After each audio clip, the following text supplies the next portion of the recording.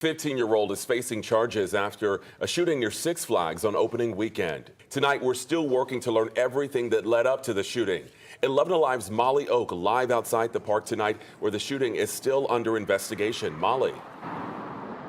Yeah, and I want to give you some perspective of where I'm standing right now. So you see that roller coaster track behind me. So we're right next to Six Flags, then right across the street, really diagonal from the park. That's where we watched Cobb County Police for hours today. They told me they were doing an article search, which basically means the officers and canines were looking for any weapons that could have been tossed when a crowd of people ran into the woods. They wanted to make sure they found those weapons, if they did find any, before anyone else could get their hands on them. All right, now I want you to look at your screen. We're going to run down some of the charges that 15-year-old will face according to Cobb County Police. Some of those charges include aggravated assault on a police officer, possession of a firearm during the commission of a crime, possession of a firearm under 18, and interference with government property. Now, I say he will be charged because the GBI says he's still in the hospital in critical condition, and Cobb Police say they have the warrant for his arrest, and he will be arrested on the pending charges once he's discharged from the hospital. Now, this all comes after a fight involving dozens of people that happened over at Six Flags over Georgia on Saturday. Almost 1 year ago, young people were kicked out of Six Flags on opening day for, quote, inappropriate behavior. A spokesperson from the park describes this year's opening day behavior as disappointing, but says they're committed to safety and security.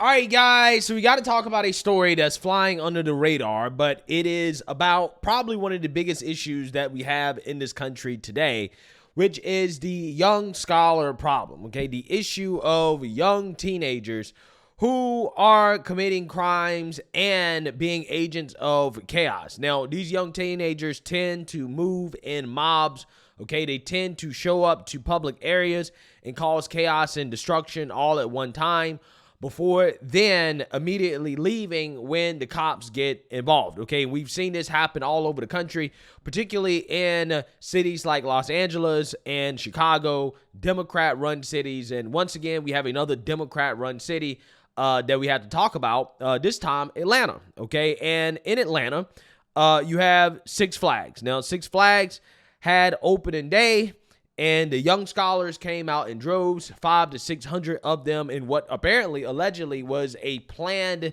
I guess, kind of takeover of the park. And nobody should be surprised that basically violence and chaos broke out. There was a bunch of fights broke out, and apparently people started shooting.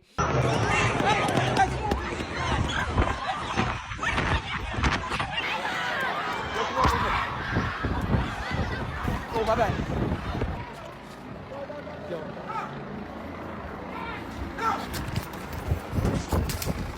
What are you doing? Come back. What? What? We're going this way. You can't be back here. Let's go. Yeah, it's like whole hell, bro. 6.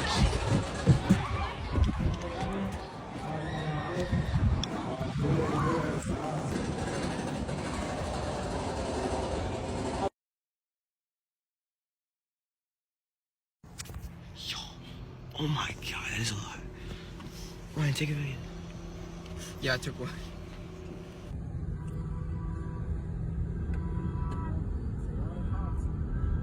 And officer was shot at. An officer shot back at the person that they believe shot at them. And that person was a 15-year-old boy that ended up getting taken to the hospital. Now he is being charged as well. And in my opinion, I think that this is just kind of another example of the parenting problem that we have in this country, which is why we have this young scholar issue. You can't even go to Six Flags anymore, right? You can't go to a theme park or a music park without a certain demographic ruining all the fun, right? Because you could show up to have fun with your friends and family, and then you end up getting shot because parents don't know how to raise their kids, and because of that, kids don't know how to behave themselves. So I'm going to play the video. Now, the video is not going to have any other footage. The footage of this mob is floating around on social media. However, YouTube will age restrict the video because they don't like videos of the young scholars in these mobs, okay? So they tend to age restrict those videos. So if you want to find footage of the mob and the stampede, you can see it on social media, but it won't be in this news clip. So without further ado, let's get into it. Was chaos and panic on opening day at Six Flags over Georgia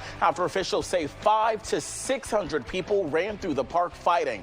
This all led to an exchange of gunfire right outside of the property that sent at least one person to the hospital. Thanks so much for joining us on this very busy Saturday night. I'm Eric Perry. This all unfolding just after 6 this evening. Fox 5's Joy Dukes is live for us. Joy, all right, you've been working this scene. We see the crime tape and the roller coaster behind you. Walk us through what you're learning. Yeah, Eric, good evening to you. Just absolute chaos, as you mentioned there, erupted here near Six Flags earlier this evening, where GBI officials say they are investigating an officer-involved shooting that left one person with a gunshot wound. Now, this all started, as you mentioned earlier there, when Six Flags Park security say that they were met with an unruly crowd of about 500 or 600 people here inside the park that were running through the property and fighting. They contacted Cobb County officers for backup. While officers were trying to get that crowd of people off of the property, they say those individuals fired at officers who then fired shots back, hitting one person. And that person was taken to the hospital for treatment. We're told no officers were injured, but a vehicle was damaged. Videos of the incident have been circulating online. They show a herd of park goers stampeding out of the park property, just trying to get to safety at the sound of those gunshots. Park officials said there were no shots fired on park property and that the shooting itself took place on South Service Road, which is obviously just a few hundred feet from what you can see here, park property. But they say that the culprits seem to be underage kids. In a statement from a spokesperson, they said, quote, "Our goal is to provide safe, fun entertainment. It is incredibly disappointing that our community is disrupted at public events throughout the region by groups of underage youth." Well, I mean, at the end of the day, this has become normal, okay? It's become normalized because we don't punish parents, okay? We do not punish and demonize parents enough that allow their kids to participate in these types of behaviors. I guarantee you, if we started punishing parents and started holding parents accountable for these types of incidences, then you wouldn't see it. You wouldn't see it. Okay, it doesn't make sense that you can't even go to Six Flags. You can't even go to a theme park without worrying about a group of teenagers causing violence and destruction. It doesn't make sense. And I mean, here's the thing. What they're not going to say, right? What they're not going to tell you is that, well, the group of teenagers just happen to be mostly black. They just happen to be mostly black. Again, why is that? Why is it that a vast majority of these teen mobs happen to be mostly black kids? And why are we not talking about it, right? Why are we not having a real conversation about, hey, these are mostly black kids? There's a problem here. Because I guarantee you, if these were mostly white children, they'd be talking about it, right? They'd have an issue with it. There'll be something to be said about that, right? But because they're mostly black, they don't really want to tell the truth about what's happening. They don't want to really bring that much attention to the issue because it doesn't fit the narrative that the mainstream liberal media is trying to put out there. When you have any type of mass shooting and the shooter is white, the first thing they do, they let you know where he's white, right? And especially if there's some pattern, okay, they'll say, oh, well, you know, mass shooters tend to be white, even though I don't think that's actually really true. But this is what they say. You have these teen mobs that go into these liberal cities and cause chaos and destruction, and a vast majority of the time, they are mostly black. But again, you have silence from the media on this issue. Again, it really blows my mind. It's stunning. It really is. There should be more than one person charged and arrested.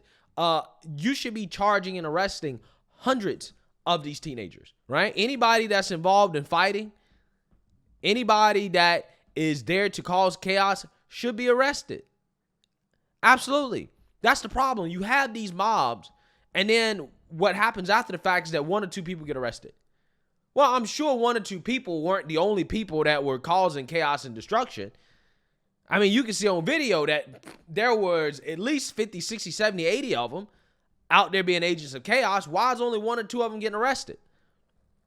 Until you start actually punishing these kids and punishing the parents, you're going to continue to see this. But it really does say a lot about the fact that in 2024, you can't go out in public and enjoy yourself with your friends and families without having to worry about stuff like this. And this is actually what we should be worried about more so than anything.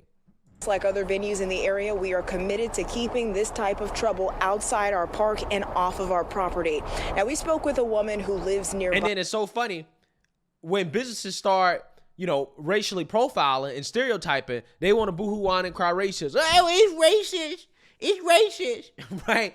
When they start saying, hey, look, we don't necessarily want these type of people to be coming to our business and enjoying our services or, coming to this theme park, they'll boo-hoo on and cry racism. Well, you're discriminating against black people. Well, I mean, again, when you see videos like this, when you hear stories like this, when you see stories like this happen way too often in this country, can you blame the business for trying to protect themselves and their bottom line? Can you really blame them? I can't. I wouldn't blame them. Again, this is how stereotyping happens. This is how businesses get to the point where they say, hey, we're just not going to allow certain type of people to patronize our business. Here's what she had to say about the ordeal. Crazy that a group of kids could cause all this. It was a real big group of kids. I've never seen a group of kids like that if outside of a high school. Parents need to just control the kids better probably, or step in and make sure the kids is doing what they need to be doing.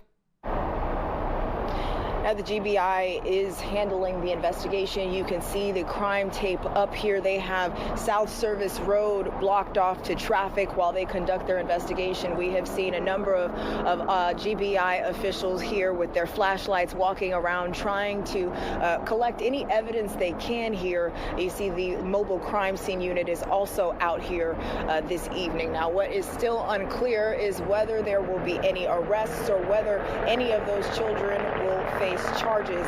That's the latest here. We'll have more for you coming up tonight at 11. Live in Cobb County, Joy Dukes, Fox 5 News. Yeah, Joy. Well, I mean, that shouldn't even be a question, right? That shouldn't even be a question. Of course, they should face arrest. The fact that they don't face arrest is the problem. Okay, being soft on crime, soft on criminals, is the worst thing to ever happen in this country. The George Floydification of this country is one of the worst things to ever happen to this country in a long, long, long time. Okay, and stories like this, exactly what I'm talking about. This is a part of the George Floydification of America. This has to change, right? It has to change. We have to start having consequences for these agents of chaos and the parents that raised them. Let me know what you guys think. Make sure you like, comment, and subscribe. Most importantly, share a Black conservative perspective. Peace.